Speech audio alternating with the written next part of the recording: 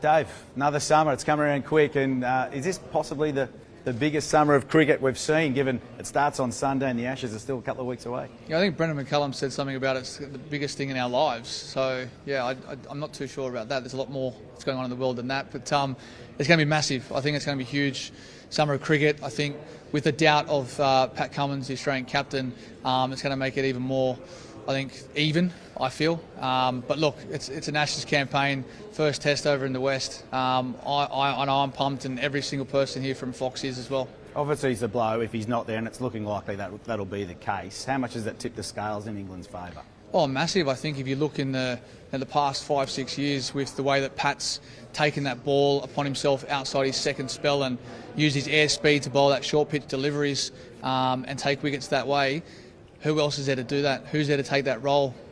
Scott Boland's a fantastic bowler, line and length. Probably doesn't have the airspeed that Pat does. Josh Hazlewood will just do Josh's things. And Starkey, you need him to keep swinging the ball. And, I think that hole, that void that, has to be filled there is going to be a tough one for the Australians. They're going to heavily rely on probably someone like, Greeny if he's up and ready to bowl. I know he probably only averages 10 overs a game, but is he able to do that? We don't know yet. That's obviously in the camp there. They're keeping that quite hush-hush.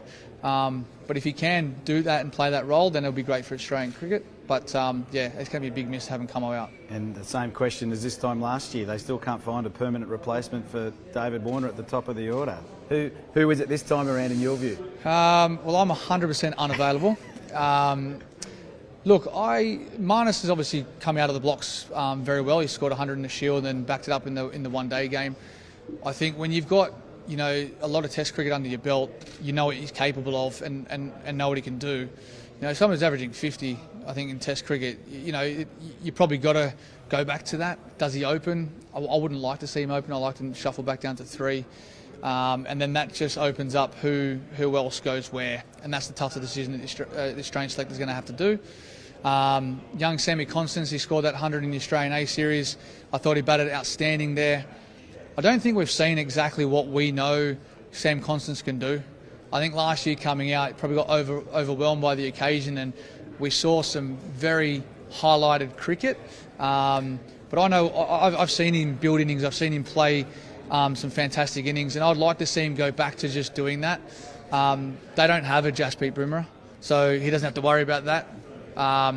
They've got some fast bowlers, but he can tackle that. So I like them to try and probably stick with, with Sam and give him a crack, because at the end of the day, I know it's a short-term fix if they want to try and find someone else. I know that they were mentioning, Mitch Marsh and Josh Inglis, but yet again, there's no reason why Sam Constance can't do that role. Is it more of an opportunity, I guess, I don't know how long he's going to play on, but he's obviously getting close to the end of his career to try and find someone who can be established when that time comes and retire, so looking for 2 openers at once? Yeah, potentially. I think it's going to be a challenge for the selectors moving forward. Do they go with two newbies, or do they stick with Sam, give him 5-10 Test matches? And I think it's upon all of us to keep encouraging him. I know it's your job's to write stories and create headlines, but for a young kid, it's very difficult. And I see that bravado with him. I see that confidence. I see him taking it on. And it's hard to come back from that. We've lived that.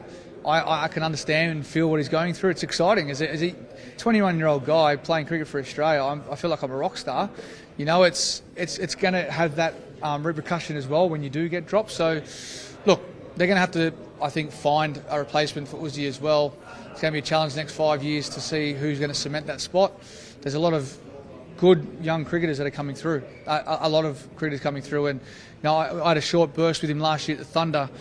Hugh Webgen, I think he's going to be a good prospect for the future. Not just yet, but I think he's probably one name that you could see at the top of the order potentially, even though he's been batting in the middle order. David, just signing in the last few weeks for the Thunder with Basham coming down. Are you excited about the challenge of leading him and working with him for the season? Yeah, most definitely. I do now know that we're probably not going to fix that wicket out at Homebush and it's going to turn square. So I think we've got 4 spinners. So, look, it's exciting. It's exciting for our community out at Homebush. It's exciting, the first ever Indian player to come out and play the BBL. I think that in itself speaks volume of where the BBL stands in the franchise cricket world.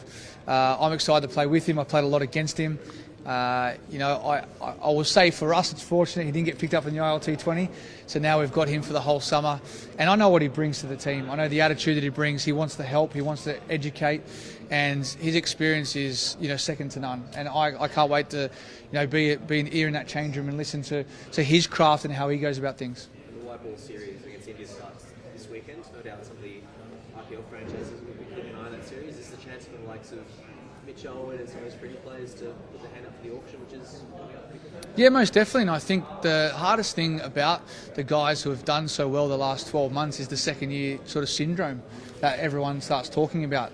I've got no doubt that these Australian cricketers that have done well the last 12 months will go on and do bigger and better things.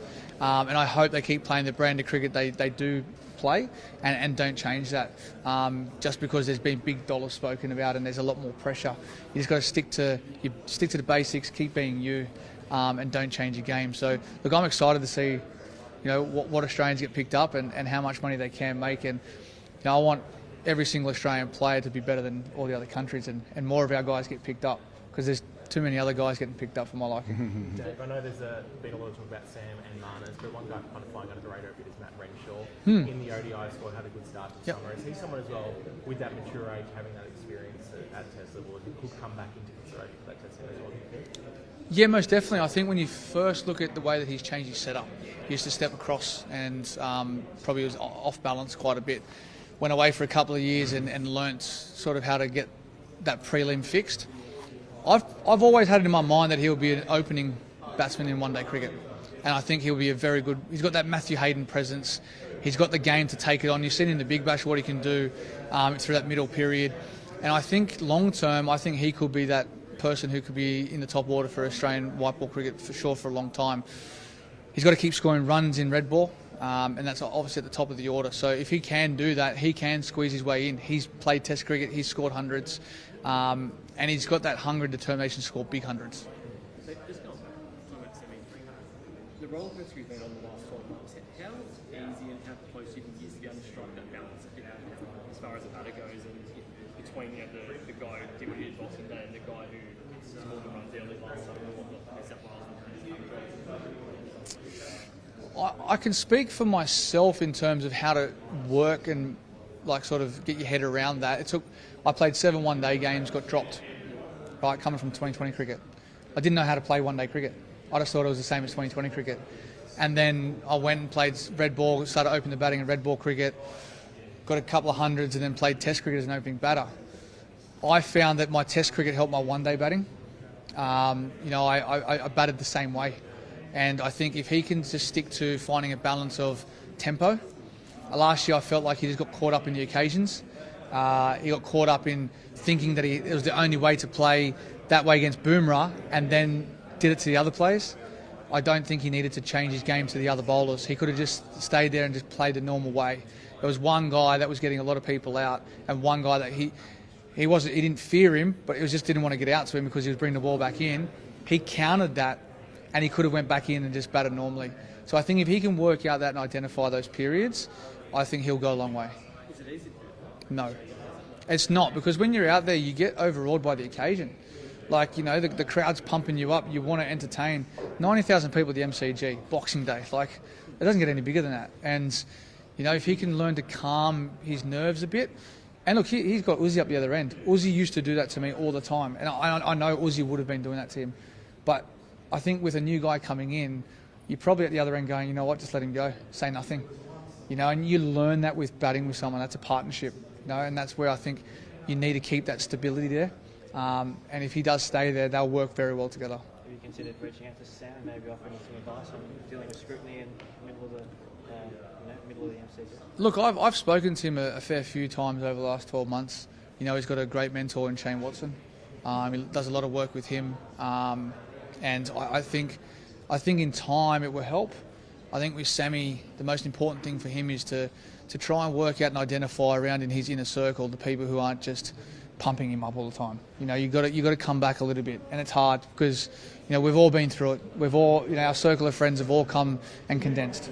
You know, it's just one of those things that comes with the game. Everyone wants to pump you up. But when things start getting difficult, who's in your corner? And they're questions I haven't asked him. They're probably questions, you know, for probably Shane who's been working with him to say, mate, have you identified any of that yet?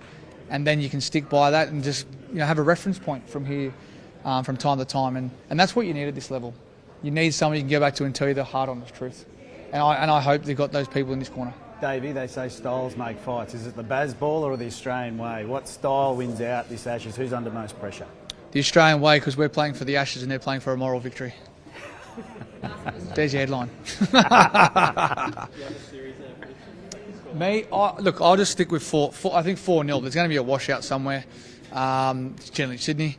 So look, I think 4-0. I think it'll be a great series, all dependent on obviously the captain. If the captain doesn't play, I think it'll probably they might win one game. So if Camo's there 4-0, if not, they'll probably win one game only. Which one that is, I don't know.